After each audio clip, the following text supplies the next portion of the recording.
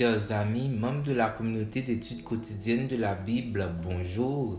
Quel plaisir de vous saluer en ce dimanche 19 mai 2024 pour continuer à partager avec vous la méditation quotidienne pour adultes tirée du livre Dieu est ainsi, portrait de la grâce et de l'amour divin écrit par Roberto Herrera. Je vous remercie très sincèrement de votre fidélité à l'écoute de nos différents contenus, tout en espérant qu'il reste pour vous une source de bénédiction. La méditation d'aujourd'hui a pour titre « Le Dieu de la miséricorde » et le texte de base se trouve dans Deutéronome 4, verset 31. Le Seigneur ton Dieu est un Dieu miséricordieux. Il ne te délaissera pas, il ne te détruira pas, il n'oubliera pas l'alliance jurée à tes pères. Vous ne pourrez nier que ce que dit le verset d'aujourd'hui à propos de Dieu est véritablement spectaculaire. Il est miséricordieux. Et il est intéressant de noter que sur les 3 fois qu'est utilisé cet adjectif miséricordieux dans l'Ancien Testament, il s'applique toujours à Dieu. Autrement dit, le seul qui soit réellement miséricordieux, c'est Dieu. Que nous dit cette qualité divine? Elle nous parle d'un Dieu qui, ayant sur nous une position d'autorité, a décidé de nous traiter avec compassion, bonté et clémence. En réalité, tout ce que nous sommes et avons, c'est à la miséricorde de Dieu que nous le devons. C'est grâce à elle que nous n'avons pas été détruits, mais que nous sommes pardonnés et acceptés comme ses enfants restaurés. Si Dieu nous traitait comme nous le méritons, notre salaire serait la mort éternelle. Mais puisqu'il est miséricordieux, il nous montre sa grâce.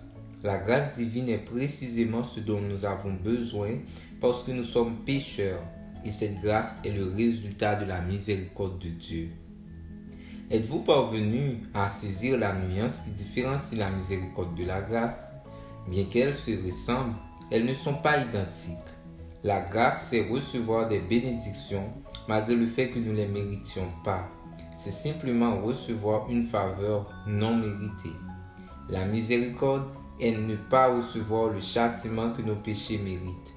Comme nous l'avons dit auparavant, le châtiment du péché c'est la mort, mais par sa miséricorde, Dieu nous offre la vie.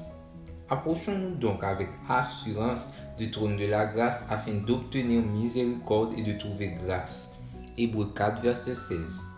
Si un jour vous en arriviez à vous demander jusqu'à quand Dieu est disposé à vous montrer sa miséricorde, n'oubliez jamais que le psaume 136 a précisément été composé pour nous rappeler que la miséricorde de l'Éternel est pour toujours. Lamentation du verset 3 ajoute que cette miséricorde se renouvelle chaque matin. Y a-t-il quelqu'un comme notre Dieu? Chaque jour, il a envers nous une attitude de compassion renouvelée qui n'aura jamais de fin.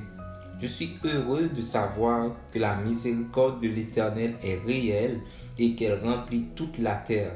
Cela me garantit que je peux bénéficier de cette qualité de mon Dieu et je désire y répondre par un dévouement total et sans réserve.